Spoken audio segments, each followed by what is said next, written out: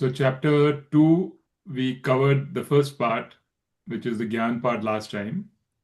Unless you have any questions on that or any other, I mean, we didn't actually go through all the shloks, but just some. Or if you otherwise, we can go to the second part, which is the start of Karam Yoga. So in chapter 2, it's a very interesting chapter because the first 10 verses are just Arjun basically coming to terms with the fact that he needs help. So he's coming to Krishna Bhagwan and saying, I need help, tell me what to do. So that's the first 10 verses. Then uske baad from 11 to 39 or 30, something like that, it's about introduction to Atma, which is what is Atma? Bhagwan Krishna says there is something called Atma. Don't be fooled because you can't see it. Doesn't mean it's not there. And it's not a thing. It's eternal. It cannot be touched, cannot be killed, it's never born. It's always there. And all of us, that is what we really are. So we are all Atma. So we are also eternal. Just the body perishes. So he introduces all this and he talks about different things, like how the Atma um, sees the body change, and then it also sees this body change, and then it sees the after death it sees a new body, just like we found, the body is getting from birth, from young age to old age and all that. So he just started describing that, and then he said, think about it as if you're wearing when you wear clothes, so purane ho jate hain, you throw them away, you wear new clothes. Think about it like that. Just like that, an Atma throws away the old body and wears a new one. So that's what death is, death and rebirth. So he gives all this gyan to Arjun. It's all hitting him, like all of a sudden. Before this, Arjun really had no idea what really Atma is. And now he's suddenly exposed to all this. So it's a lot. So So for a Ucha Adhikari, someone who's really Uttam Adhikari, someone who's really ready for this knowledge, this chapter is enough. But for most people, including Arjun, this chapter is not enough. So this is just a introduction. He just, is throwing you into the deep, so to say. And then he'll slowly explain. And not only that, then the second chapter has about 9 verses, which are really, even now he's telling him, he goes back to Arjun and says, Arjun, get up and fight. Get up and fight. So you're not going to die. Nobody's going to die. The truth is Atma. Go and fight. It's almost like he's trying to see whether whether this has worked already or whether I need more doses. So Arjun, of course, nothing. He doesn't. He says, no, no, no. I want more. He doesn't get up and fight. Then Krishna Bhagwan realizes that yes, there is readiness required. So he's not ready to get this knowledge. So he needs Karam Yoga. So then he says, okay, all right, so far I told you about Gyan Yoga, about Sankhya Yoga. Let me now tell you about Karam Yoga. And then that is the last portion of this chapter, where he starts talking about Karam Yoga. And so think about this chapter as 4 parts. First part is Arjun requesting help. Second part is Bhagwan Krishna giving him the knowledge right away. Third part is Arjun not getting the knowledge and Bhagwan Krishna realizing that, okay, he has not got the knowledge. And the fourth part is then Bhagwan saying, okay, let's do Karam Yoga. Let's focus on Karam Yoga. Okay, so that is really that is sort of the summary of this is how we all are. We realize that we learn, we understand, it's very interesting. We get it to some extent, we don't get it to some extent, and we struggle with it. And then we say, okay, let's focus on Karam Yoga because that's the right next step. Okay, so that is chapter 2. So now today we want to talk about the last portion, which is what is Karam Yoga. So does anybody want to start rather than me only talk? Because you all know. So maybe just talk about what you understand Karma Yoga to be. It's a very very wide ranging field. You can look at it from many different angles. But something always hits us, which kind of talks to us more. So it'll be interesting to see what talks to each of you. I kind of know, but it's good to know anyway. Mhm. So Rajiv, since this is your new Yeah. house, why don't you start? You get Yeah, us so going. sure, sure. I think with Karam Yoga, the thing that really struck me was the ability to take action without correlating, personal gain or results to the action. I think that was the biggest message that Yeah, I remember out of yeah, there. Mm. And my personal view is that's a game changer for me because in the past, for whatever reason, I've led a life of measuring myself through results. right. Yeah, And, I think, if I'm sure all of us have probably gone through that. But divorcing them from each other and just trying to do your best and leaving the results to the Lord, I guess yeah, it's fine. yeah. I To the think it just system. takes a little tuning, but I think personally, what I'm finding is it's tends to remove a lot of anxiety, a lot of unnecessary pressure to succeed in life all the time and not Right. fail and so forth. That's wonderful. That's wonderful. I'm so happy to hear. But Kiki, what about? divorcing from Sorry. that thought process, Rajiv, divorcing from the changing the thought process, I don't think it's a small step. It's a big leap, I think, if you can do that and being totally unaffected by what you are doing. So it's a big leap, I think. Yeah. It is, and it's actually, you also end up going back quickly to your, what your Or you original used to original original, tuning. and then Yeah. you have to kind of have a dialogue about why am I going back, when I've learned this, and not to worry about results. And some may go north and some may go south, but I think knowledge is everything, right? Peace with it. I agree. It's wonderful. This is like Gita doing its job. What Mm. about you, Kiki? Then we'll go around with everybody and then going I clockwise. think I'm a little more confused about Karma Yoga, honestly. You I become think more that it's confused. very difficult for me to really understand Karma Yoga without having um, some gyan on the side. Like I think that what I have understood is you keep doing what is the ethically right thing to do. You just do it because you knowing knowing at the same time that obviously you don't have control over results, and knowing also at the same time that your happiness is not dependent on those things ultimately that you're doing. But if you want to do those right things, then certainly it's going to create confusion and friction in your mind, and your mind is going to be muddled, and you're not going to be relaxed, and your mind is not going to be available for knowledge. That's sort of, So the trick in what you're saying is, how do you know that your happiness is not dependent yeah, upon the results? yeah, yeah, yeah. Do you know that, or you're just saying because Gita is saying?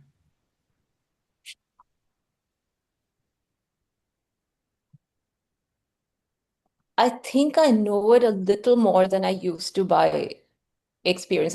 Certainly, I know that if I weren't doing the things that I should be doing, it will uh,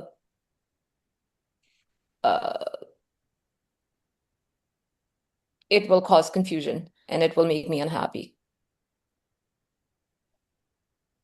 But knowing fully that the external circumstances are not going to guarantee peace of mind, that is a little, I'm not so, I don't know, I'm still working through that. No, no, you're sort of. I think what you're doing is that you're saying this must be the right answer. That external circumstances don't lead to happiness. Yeah. This must be the right answer because Gita is saying, because your elder brother is saying it, people in your family have said it, everybody says it, all people who you respect say it, Carol said it, Swamiji says it. So this must be the right answer, but I don't see it. And because you think it must be a right answer, you're pushing yourself into a direction which you don't really, um, which is not really true to you. That I'm just saying that could be the situation. And that is not the purpose of Vedanta. That is not what Vedanta should be doing. It should not be Yeah. pushing us in a direction which we don't wholeheartedly um, sort of Yeah. Yeah. agree with, Align with. align with. So that's we should talk about it. And it's a longer conversation. And I think you should really think about that. That because there are many philosophies and many ways of living. There is no one right way of living. And Advait Vedanta is not the only right way of living. I mean, actually, there's not even Advait Vedanta, this is Karma Yoga, you can say. Karma Yoga is not even only Vedanta. Karma Yoga is like Indian uh, philosophy. It's Gita more than Vedanta. So, so, uh, so I think to me, I've always felt this is me giving advice now, which I shouldn't be doing, but I'm doing anyway. To me, I've always felt that the most important thing is integrity, which is uh, doing what is true in your heart. If you don't do what is true in your heart, there is no question of progress, in my opinion. Because let's say your thinking is wrong. If you don't do that and find out for yourself how Yeah. you're wrong and make the mistake, you will never know it's wrong. So fail fast. This is the pharmaceuticals, this is a very big thing. I don't know whether any of you is familiar with it. We have these trials before a new drug is introduced. So we have three different trials: phase one, phase two, phase three trials. And the idea of phase three is to be successful, but because that is the most expensive trial. The idea of phase one and phase two is fail fast.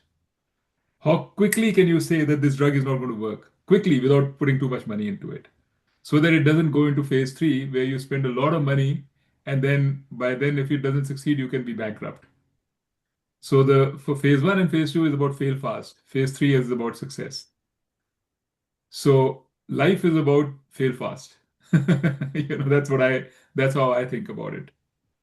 So, take your chances, do your thing, be aligned with your heart, make your mistakes, fail fast. Because then when you are coming back to something like a Vedanta or anything else, then you will not have these doubts.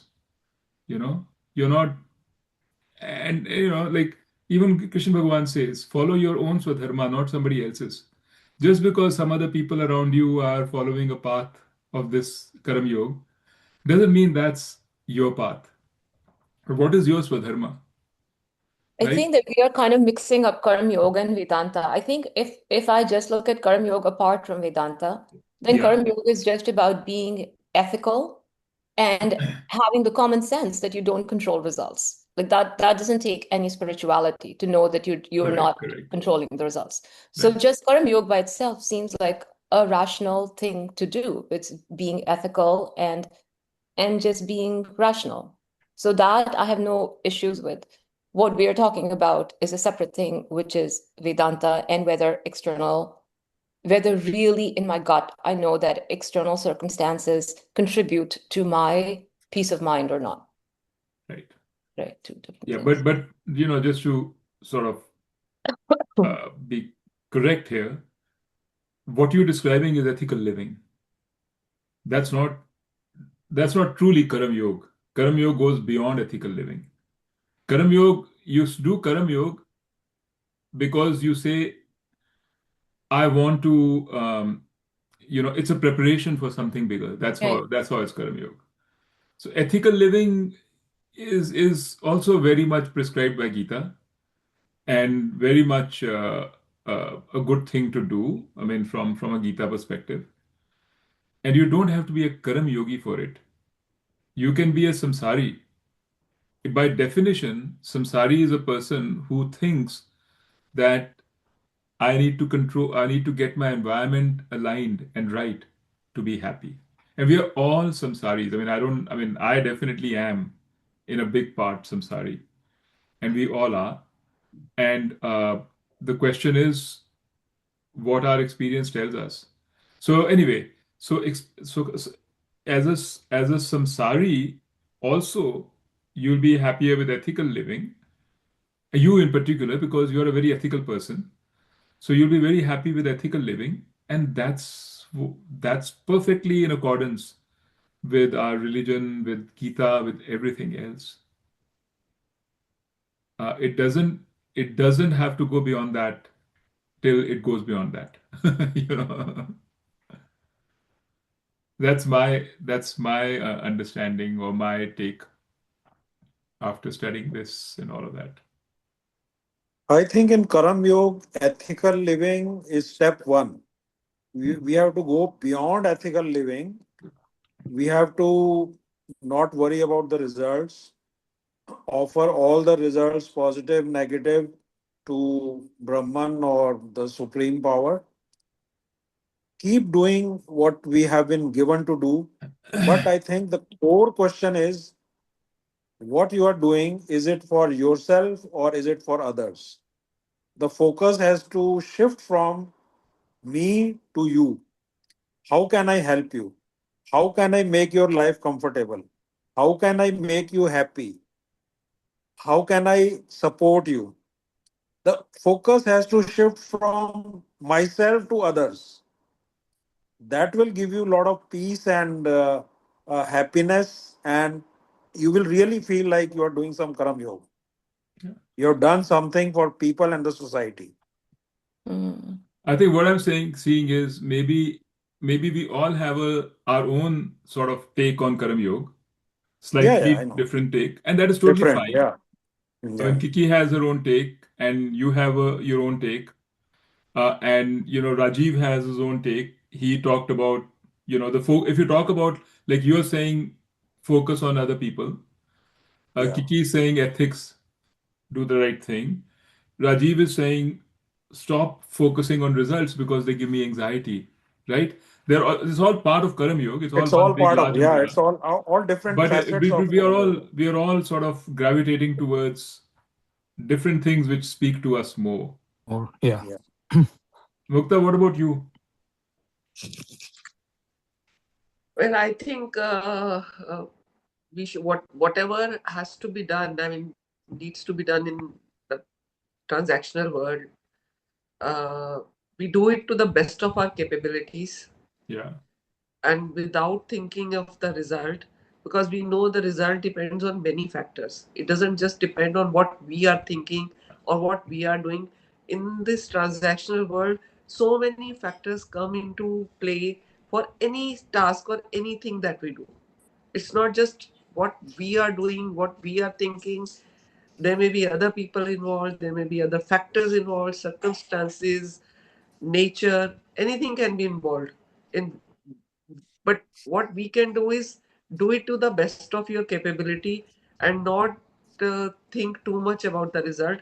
Although the goal has to be there, if there is a goal, only then we do a task to the right, best. If there is no goal, then we cannot do our best. right. The goal has to be there, but not achieving the goal should not bother us. I mean, if we are not able to get what we had aspired for, we should leave that that is God's will. And you're comfortable with that. You think that is a secret to happy life. Or Uh, what I mean to say is this is your belief, not just what Gita is saying. this is what I have understood that Gita has said Okay, no, that is about true. Karam. That is Okay, true. this Yeah, is what I have understood. right. And whether I'm able to do it or not, I'm trying to do it. That's a It's different not that question. I am not saying that I am able to do it. all the time. No, But no, that's a I different try to question. remember, and yeah, No, I'm saying you may not be able to do it right now, but that is something mm, you'd like to do yeah, because you think that is sort of that's a good life. That'll you're pretty convinced that that'll give you a good life. yeah, that will, I mean, take away the anxiety and Yeah, fear and anger and frustration, all correct. those things that come when you don't achieve your aspired task or goal. You're not able to get what you had thought you will be getting by doing the particular job. You So worked hard this for it. reminds me, Mukta. You remember I shared with you that book that I'm the chapter I shared with you Yeah, on purpose, practice, and inquiry (PPI), yeah, yeah, right? yeah, yeah, yeah, yeah. So the first thing actually, what Meera tells me Uh, uh, in that uh, is that um, you're starting out, so find your purpose. mm, The purpose doesn't have to be exactly what Gita says Karam Yoga is. The purpose doesn't have to be I'm going to be a complete Karam Yogi. mm, mm, The purpose can be much simpler and smaller than that. yeah. For example, like Kiki says, the purpose could be I want to live ethically, do the right thing, and that is the most important thing to me. That is not what I said my purpose is, by the way. But sorry, go But ahead. I'm just saying, okay, Yeah. whatever your purpose is, you can define your purpose. But I'm just saying the Yes. purpose Yeah. could be that Yeah. that I want to do the right thing, and I may not be sure about all aspects of the philosophy of Vedanta. They may not talk to me completely. That's totally fine. But this is my purpose. Or it could be like Sanjay used to say, and now he's gone beyond it a little bit. He used to say, I want to control my anger and how I react to people. And over time, his purpose seems to have evolved a little bit more to being more of service to others as opposed to just that. And that is totally fine, right? So we can all define our purpose, and it could be much smaller, but if we have that purpose and we work towards it, that is in the direction of Karam Yoga. It may not be complete Karam Yogi yet. So, like maybe that is, we are talking chapter two in that book. In chapter six and seven, you get to complete Karam Yogi, right? Because you have an understanding of Ishwar and you have Ishwar Arpan Buddhi and Ishwar Prasad Buddhi and all of those things. But at least that is how we start on the journey of Karam Yoga. And that's I think sort of does that is that consistent with what you are thinking, Mukta? Yeah, yeah. I thought that's what struck me. I think one thing that I've noticed is where you live, where you work, and the people that you associate with have a big impact on your thinking. And Definitely. I mean, when I contrast, for example, living in, we grew up in India, and you lived our lives in the US. I mean, I find like there are some very important differences that shape your point of view. I think in India, you come, most families are religious. The basic thing is continue, do karam yoga. Your actions should follow dharma, and speak the truth, and all those things are instilled in us. But when I contrast that to coming to the US and how my life personally, again, it is personal growth, or personal journey here. But I feel like we being successful is predefined for you, and the whole, there's so much focus around success, and producing results, and they may mean different things to different people. But you go through a lot of, or at least I went through a lot of challenge that I need to be successful. And that can come in the shape of taking action really fast, learning how to fail quickly, right? But there is a big carrot at the end, which is financial well-being. And that's kind of an important area of success for you, and you devote a lot of time and energy to it. I would say that, before I got into Vedanta, probably 75% of my life was probably be thinking about results and, that kind of stuff. And uh, if I compare that to now, right? I mean, everybody used to tell me, live in the moment, enjoy the moment, don't worry about results, right? This, that, or the other. But you really have to go through what we are going through to appreciate that and say, okay, I'm going to live in the present, not worry about results at all. Let them come. I'll try to do what's right. And if it doesn't work, it doesn't work, right? So I think there is, I mean, that's my own personal learning, is to mold myself more towards living in the present. That's good. Kiki, do you want to share anything else? Do you want to, like I say, I kind of appropriated your purpose. Do you No, want no, to share no, your no. purpose? I was going to say the purpose is, so I think that somehow in our group here, and I think that you try to be very, that is my reading, is that you try to be very careful about not having very sort of grandiose and highfalutin purposes, because they may lead to like this spiritual bypass you don't really understand and you think you have a huge purpose. You're talking But about this particular group. yeah, our group and you in particular, I think, tend to be careful about that. So if I say, really, my purpose, the truth is, my purpose is to be a Gyani. That is my purpose. And and I feel that, maybe it's sort of maybe I had not realized the importance of Karam Yoga as a means to prepare my mind for knowledge. But that is very clear, and even to be ready for Karma Yoga, maybe like therapy is a way to be ready for Karma Yoga even. But all of these things are, that final goal of really having self-knowledge is the only driving thing. But I almost hesitate saying something like that, because I think that if I say that,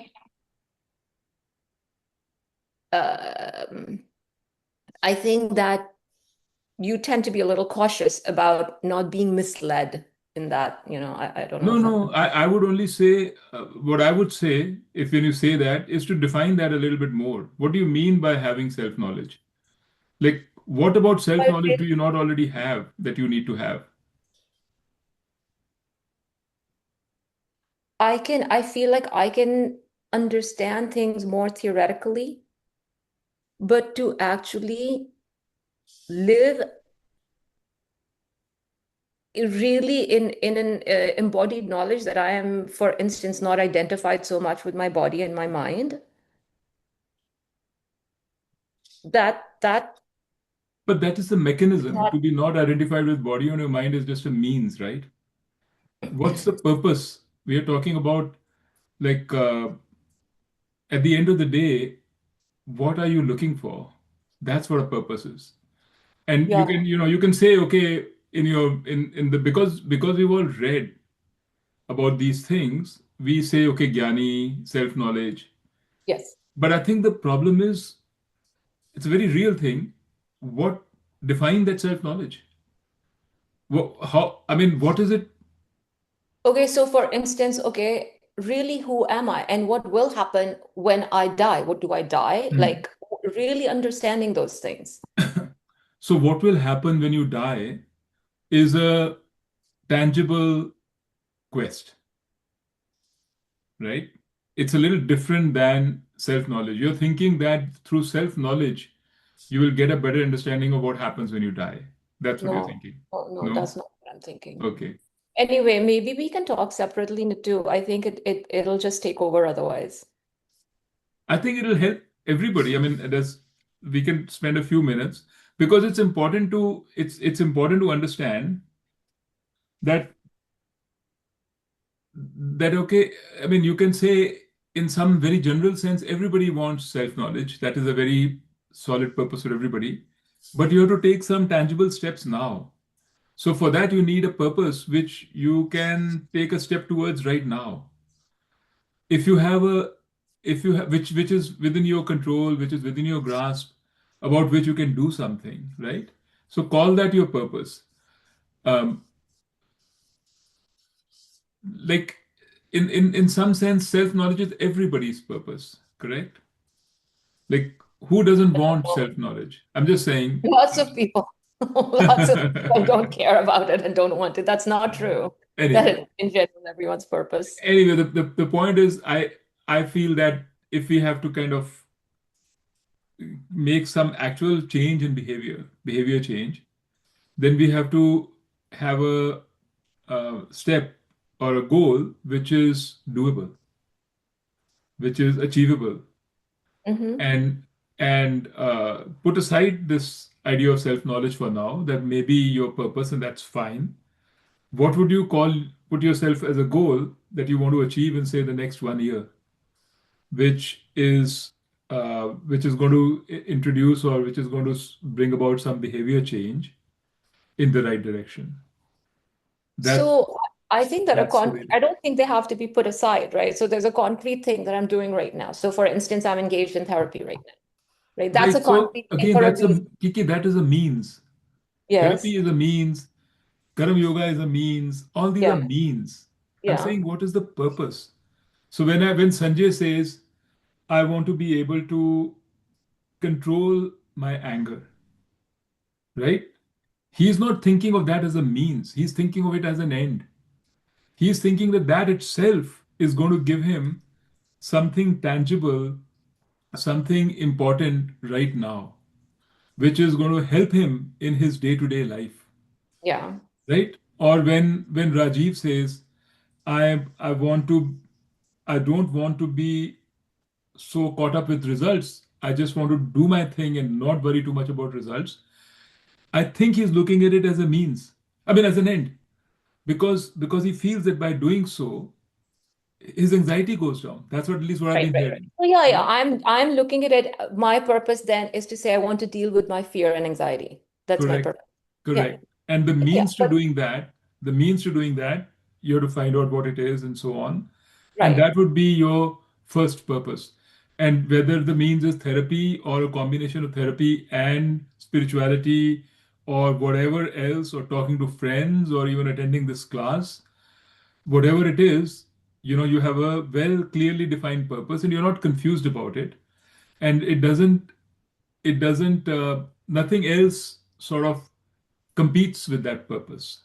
That's But the way why I do would you say. think, so yeah, that purpose is clear, but why do you think that having that purpose alongside in the context of self-knowledge leads to confusion? Why do you think? I'm not saying that if it doesn't lead to confusion, that's great.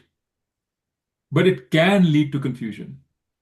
For some people, it can lead to confusion because self-knowledge is a very undefined kind of a purpose. And we can, when we don't understand something like that, we can attribute a lot of things to it. It can become um, Spiritual bypass.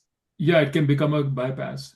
So So I'm actually curious what you guys think, whether I'm the only one who has this discordance with Nitu, or how you guys think of it, whether it's okay to have like a very concrete, well-defined purpose for now in the larger context, or whether forget about the larger context and just focus on what your purpose is for the next year, 2 years, like that.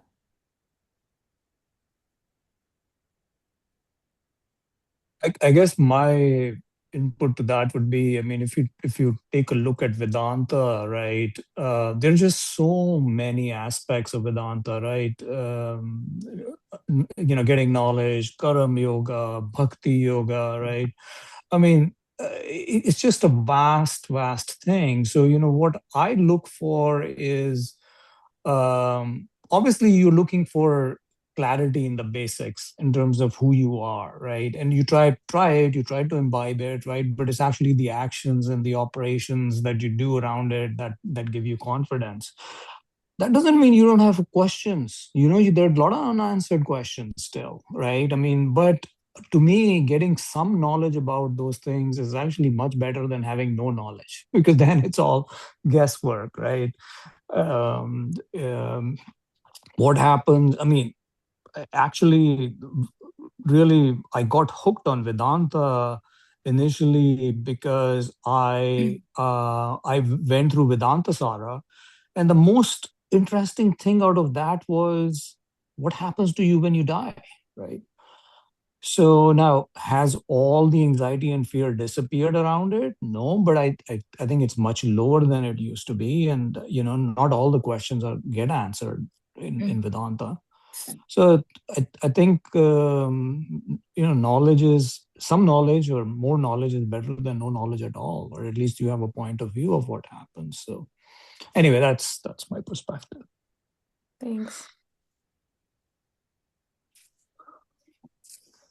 Sanjay Mukta, anything to add? No, exactly. Keki, whatever we have learned in Vedanta, it is very, very difficult to digest and absorb everything and just to take. Very simple thing that this world is mithya. We have been, for ages, we have been identifying ourselves with the body and mind. Now, Vedanta says, no, this is just an appearance. You are not your body and mind. But the simple things to absorb those and to really get to the bottom of that and just be very, very convinced about them. Still, I don't think we have been able to do such simple things, the primary things, what Vedanta teaches. So, whatever Vedanta teaches, there's a lot of questions, lot of queries, lot of you are not fully convinced about what all we have learned. But yes, slowly, things are getting clearer. And at some points and some topics, they're getting more confused also. You see, we are all in the same boat.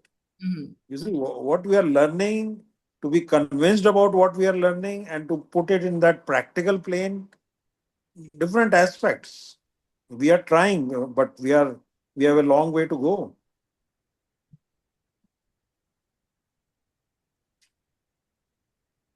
So we all are in the same boat. Maybe Dheeraj has some more clarity, some more conviction. I'm also in the same boat. Is I'm Actually, in it? the we all same are boat. there. Go ahead, Mukta.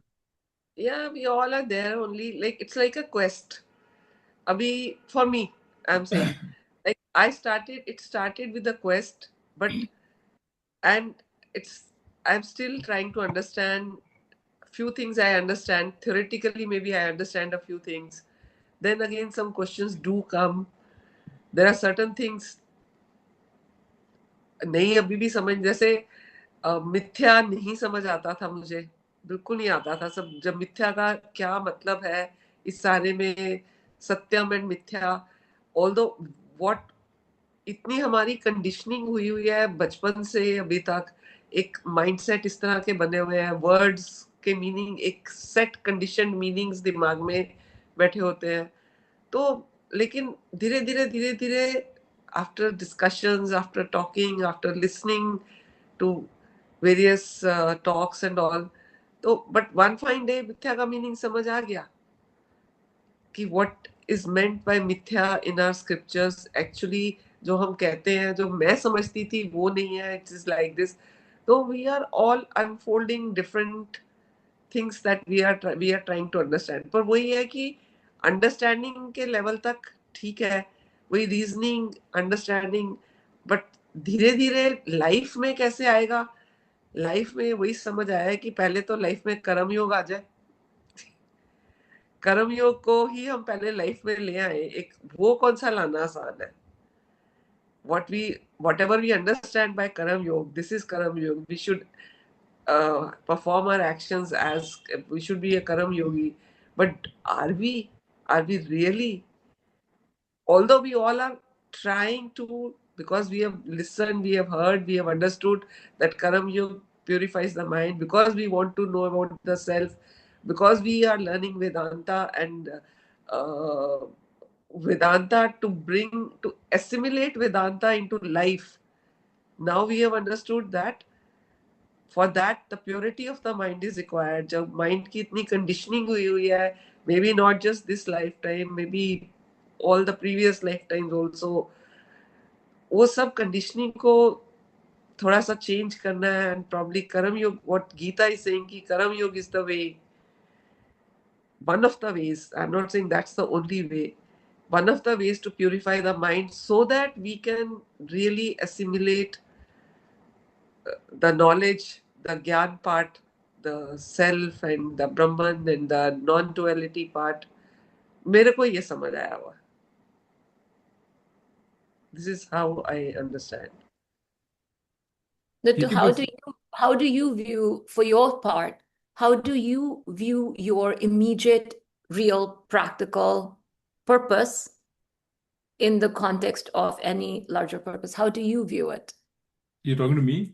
Yeah. Oh. I mean, the larger purpose for me is, for me personally, is no longer a purpose. Like, I don't have any. See, the thing is that, I mean, I've now started looking at and seeing philosophies other than Advaita Vedanta, and I've heard plenty of talks about them. And I find there are two ways in which people approach this. I'm sorry, I'm giving you a little longer answer. One way is to talk about the philosophy as a philosophy. Mm-hmm. And if you listen to any talk on that, when people describe, they say there are 6 Hindu philosophies, 3 non-Hindu philosophies, for a total of 9 major Indian philosophies, right? And then they say there are Western philosophers, and they have all their philosophies. And you classify these philosophies according to differently. So for them, all these philosophies are speculations. These are very interesting speculations done by humans about the nature of reality. Mm-hmm. And you can say there are many philosophies, for example, who believe in Atma. There are some who don't believe in Atma. Like materialism doesn't believe in anything called Atma as a separate entity. And many Western philosophies do not believe in, they're materialistic, they don't believe in Atma. In India too, there is Charvaka, which doesn't believe in Atma. But everybody else believes in Atma. Yeah. Within them, people have different ideas. Some say that the Atma is not alive, it's Jada. But during the time of a human being, the Atma becomes alive. It gets Chetana. And then this is just like the example the guy gave is just like when you're young, when you're a boy, you don't have a beard. It's totally understandable. After some time, you develop a beard, right? And after that, some time it becomes white. So it's the same thing with Atma. Atma is Jada. And after some time, it becomes, as long as we are alive, it's alive. It's Chetna. When we die, the Chetna is gone and the Atma is back again to Jada. But there is something called Atma. And some say that there are many Atmas. The unique one in all this is Shankaracharya, who says there is only one Atma, right? So, so there is a way to think about these questions, which is what are different people saying about different things? We have not followed that process because we have never been exposed to that process. Because the purpose of our teaching, the way Carol taught me, or the way we are learning, is not to understand different philosophies, Mm-hmm. right? We are trying to say, take any one philosophy, which we believe is with Advaita Vedanta, this is the right philosophy, and see how it can change your life. Mm-hmm. How can you transform yourself using this philosophy? And somebody else could have taken Vishisht Advait as their philosophy or something else and gone and done pretty much the same things that we are doing with another guru or Right. someone, like Sunil. He believes in, yoga philosophy. He does if you tell him about Karam Yoga, he'll say, yeah, that's exactly what I also want to do. Control your desires, control your temperament, try to look at yourself objectively, try to look at your responses, right? So the question is, what is it that you want? Because if you're saying, I want to know the truth, then these different philosophies will give you different ideas about the truth. and you'll be confused. You'll be left with, okay, I don't know what the truth is. What is my nature? If you say, I want to change myself, I want to be a better human being, a happier human being, and this is the way, this gives me a framework to do that, then yes, you follow this. But if you say, I want self knowledge, I want to understand myself, you're not going to get it from the philosophies. That's my understanding.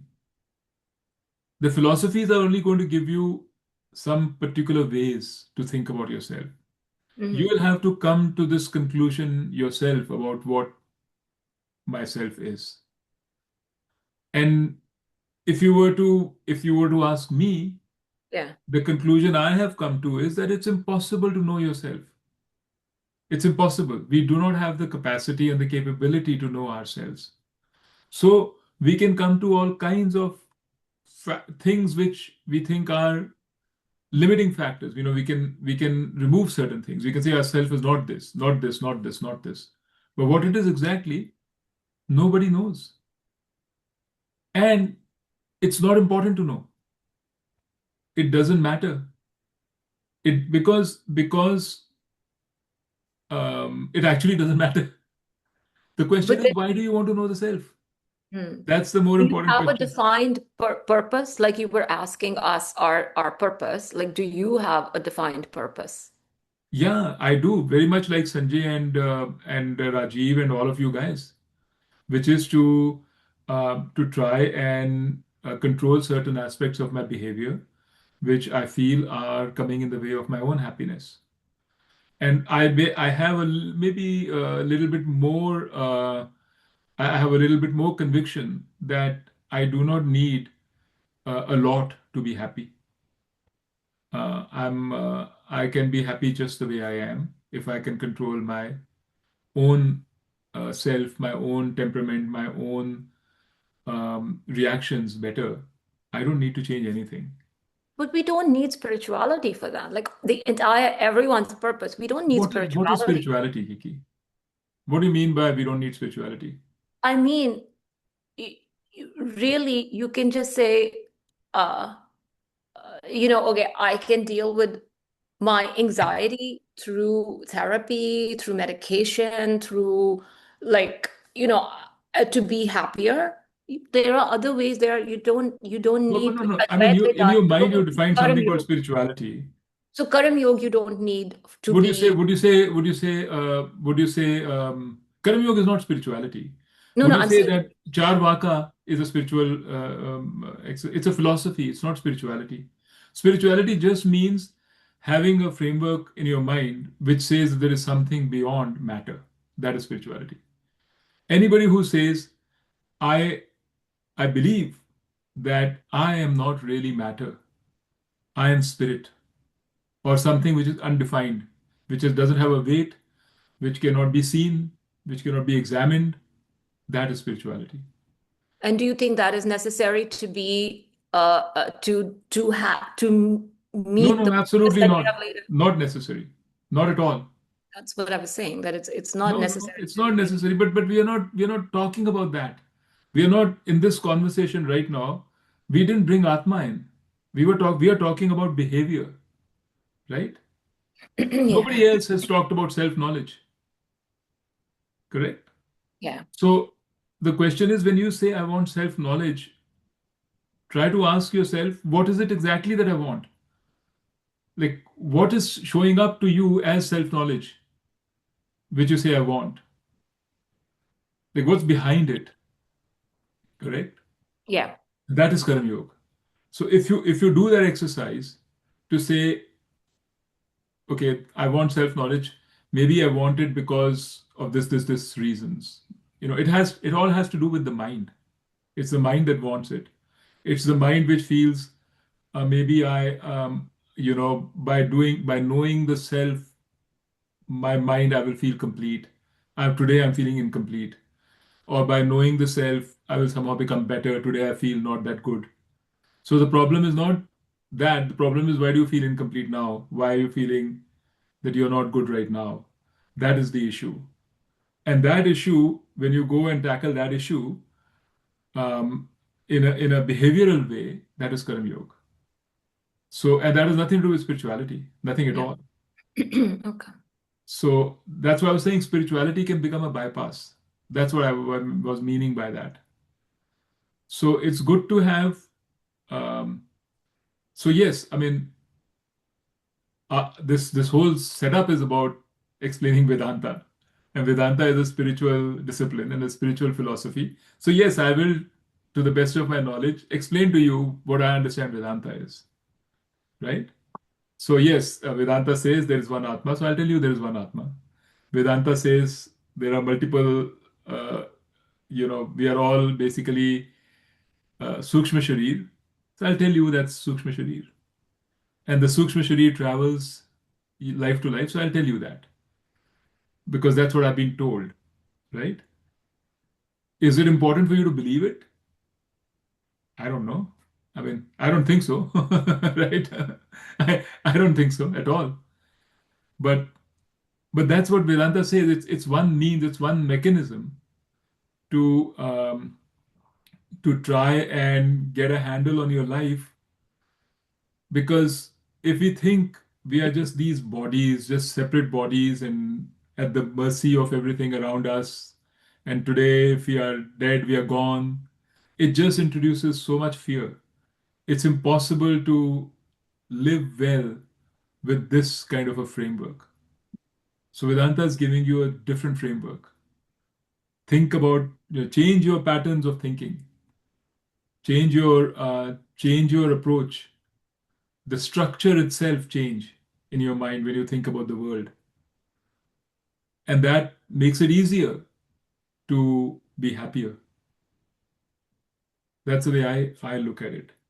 But is this better than another philosophy? No, I don't think so. You don't think Vedanta is better than Charvaka? I mean, if you really truly understand Charvaka, right, it is not. Charvaka is the scientific philosophy. Do you think a scientist is worse off than we are? A scientist who says, I'm not willing to believe something till I see it, is he worse off? In what way? He just has his point of view. It doesn't You click. know, It doesn't click with me. That's fine because I think he's missing something. But for the longest time, I didn't think so.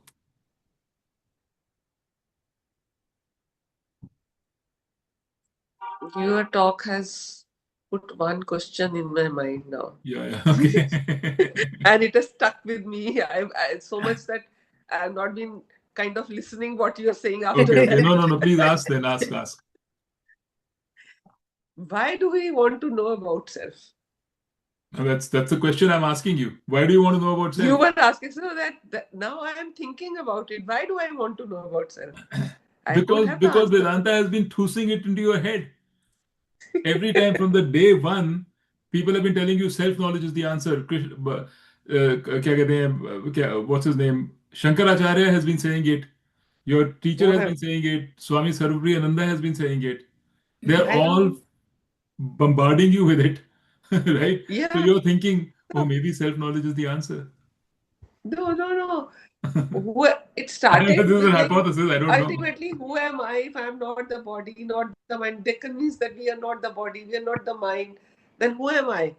But then why do I want to know who am I? That's the question. Yeah, exactly. I'm asking you that same question.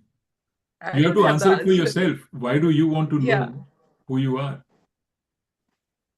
You have I to know answer now it for that yourself. this question is, Especially when, according to, if you really follow what Advaita Vedanta is saying, it'll also tell you there's no way to know. First it says know yourself, then it says there is no way to know.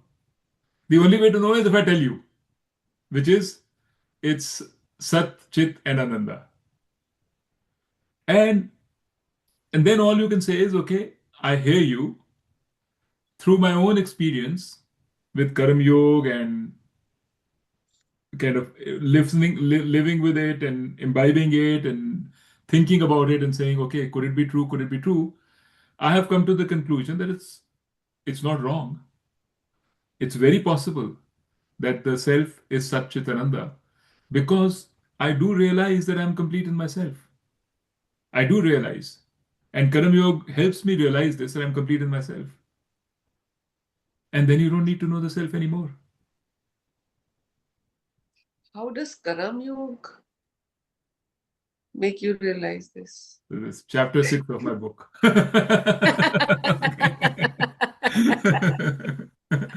So, Where is your book? in my head. It's in my head. Nay, answering Mukta's question, okay, why we are trying to find who am I think that was the basic first step why we took to Vedanta. We had gone through everything in our life and still we found a vacuum. And when we entered that vacuum, three questions arose. I think who am I was the first question, why I am here is the second question, and what is my purpose of life is the third question. And in quest to find the answer to these questions, we jumped into Vedanta, and Vedanta tried to answer our queries. Why do we want to find the answer to these questions?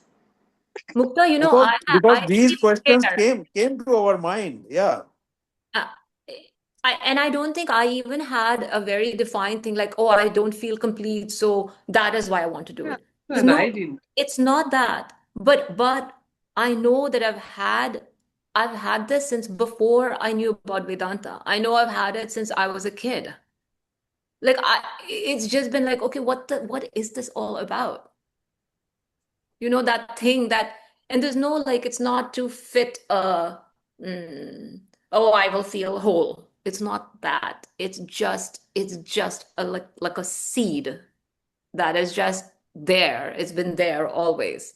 So I don't even care why I want to know. I don't even ask that question why I want to know. Like Nitu was saying, it's very important you ask that question. For me, So far, I've never asked automatically. either. It's just today only when Dheeraj was saying that this questions got stuck in my head. So far, Yeah. I had also never asked, why do I want to know this? But Yeah. Why do you have a question in your head and keep having it, of which there is no answer? okay. I'm asking, like, this question, who am I, has no answer. It is No impossible to know answer. because you are the knower. Whoever whoever knows the answer to this question is the knower of this question answer. So how can you know? How can the knower know who the knower is? It's an impossible question to answer. The whole purpose of Vedanta is to take you there and then show you how this is an impossible question to answer so that your quest is finished. That's how I see Vedanta. Now, it may not be right, it may not be how others see it. This may not be what Sarpriyananda says. That is fine. Then you do whatever. But this is my input to this process. Anyway, I don't have that question in my head. I used to have, and I realized that I used to have because because it was put there. you know, it was put there from a very early age, and when I was struggling through life, I used to say, "Oh, at least I have Vedanta," and I used to get comfort from that. That okay, Vedanta is always there. If all else fails, Vedanta is there. But all else didn't fail. Okay. And Vedanta is still there. And now I realize that, Vedanta is not there if all else fails. Vedanta is there after everything else has been successful, rather than if all else fails. You can't go to Vedanta after having failed everywhere else. Then you're not going to get much out of Vedanta.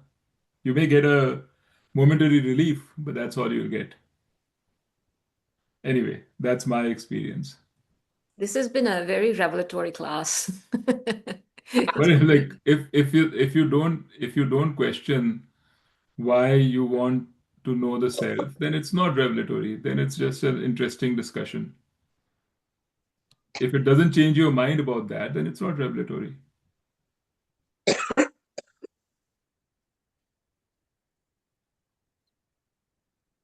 Sorry. I mean, I'm just arguing for the It's sake of revelatory arguing. to me. I mean, we can just, you So can it's have your okay. point of view and I have Yeah, mine. yeah, yeah. No, You know, that's fine. That's whatever fine. you say. Yeah, I'm that's just kind of your way. That's your poking. track of thinking. Yeah, yeah. You know, my track of thinking is different. So Yeah, that's good. That's good. Chalo. Anything else? I mean, maybe next time we can talk about what Gita says about Karma Yoga more definitively. But I think we covered a lot of it today. This is नहीं what है, Karma next Yoga is. We time मेरे didn't. ख्याल से हाँ. मुक्ता को मिथ्या बिल्कुल समझ आ गया है, एक लेक्चर बनता है from Mukta. From Mukta From Mukta. For a वो चेंज. अभी सुन बोल. She's on mute, but we'll make sure that So, AI so remembers it. here is my synopsis, right? I mean, we all have fear of the unknown, Right. right?